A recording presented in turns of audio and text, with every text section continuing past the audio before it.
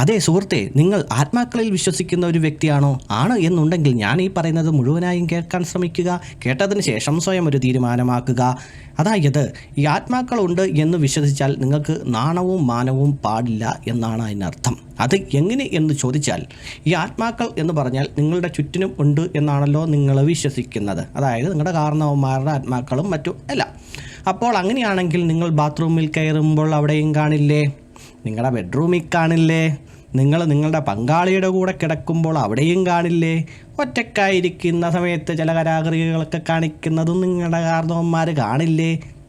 അയ്യയ്യയ്യേ, അങ്ങനെ നോക്കിക്കഴിഞ്ഞാൽ ആത്മാക്കൾ ഇല്ല എന്ന് വിശ്വസിക്കുന്നതായിരിക്കും നല്ലത്. ഇനി അതല്ല, നിങ്ങൾക്ക് നാണവും മാനവും ഇല്ല എന്നുണ്ടെങ്കിൽ, ഞാൻ എന്തെങ്കിലുമൊക്കെ ജീവിച്ചിരിക്കുമ്പം ചെയ്യുന്നുണ്ടെങ്കിൽ അതിനിപ്പം എന്നാ കുഴപ്പം?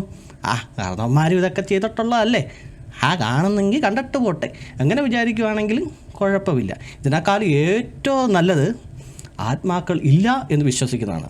സമാധാനമാണ്. ആത്മാക്കൾ മാത്രമല്ല, ജാതി, മതം, ദൈവം ഇതൊന്നും ഇല്ല എന്ന് വിശ്വസിക്കുകയാണെങ്കിൽ എന്തൊരു സമാധാനം ഉണ്ട് എന്നറിയാമോ? ഇതിനകത്തുനിന്ന് ഇറങ്ങി നോക്ക്. ഇനി നിങ്ങൾ വേറൊരു കാര്യം ആലോചിച്ച് നോക്കിക്കേ. ഈ ജീവിച്ചിരിക്കുന്നവരെക്കാൾ കൂടുതൽ മരിച്ചവരായിരിക്കണമല്ലോ. ഏത് എണ്ണത്തിൽ കൂടുതലേ? അതായത് മനുഷ്യൻ മാത്രമല്ലോ, പട്ടി, പൂച്ച, ആന, സിംഹം, കടുവ അങ്ങനെയുള്ള സകല ജീവജാലങ്ങൾ മരിച്ചിട്ടുണ്ട്. അവർക്കും ആത്മാക്കൾ കാണും. ഇനി പോട്ടെ, അവർക്ക് ആത്മാവില്ല, മനുഷ്യന് മാത്രമുള്ളെന്ന് കരുതിയാൽ പോലും എന്തുമാത്രം എണ്ണം കാണും. അപ്പോൾ അവരെ നമുക്ക് സ്പർശിക്കാൻ സാധിക്കുമായിരുന്നെങ്കിൽ എന്ന് നിങ്ങളൊന്ന് ചിന്തിച്ച് നോക്കി. തൃശ്ശൂർ പൂരത്തിന് നടുക്കുപെട്ട അവസ്ഥയായിരിക്കും. അപ്പുറത്തോട്ടോ ഇപ്പുറത്തോട്ടോ മാറണമെങ്കിൽ ഈ ആത്മാക്കളെ മുട്ടിട്ട് നടക്കാൻ പറ്റുമോ? ഒന്ന് മാറിക്കേ ചേട്ടാ, ഇതാറേ ആത്മാവോ, ഒന്ന് മാറിയെന്ന്, ഞാൻ അപ്പുറത്തോട്ടൊന്ന് കിടക്കട്ടെ എന്ന് പറയേണ്ടി വരുമല്ലേ? ഈ ആത്മാക്കളിലും പ്രേതങ്ങളിലും വിശ്വസിക്കുന്നവരെ അടുത്ത തലമുറയ്ക്ക് കൈമാറാനായിട്ട് പ്രത്യേകിച്ച് സ്വത്തോ കാര്യങ്ങളോ ഒന്നും ഇല്ലെങ്കിൽ പോലും ഇങ്ങനെയുള്ള കാര്യങ്ങൾ കുത്തിവെക്കാൻ മറക്കരുതേ.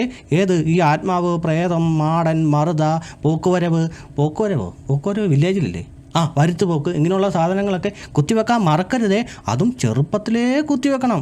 എങ്കിൽ മാത്രമേ ഉള്ളൂ അവൻ ജീവിതാവസാനം വരെ ഇങ്ങനെയുള്ള സാധനങ്ങളെ പേടിച്ച് ജീവിക്കത്തുള്ളൂ. മനസ്സിലായല്ലോ? അതുകൊണ്ട് അത് മറക്കരുത്, എങ്ങനെയും കുത്തിവെക്കണം.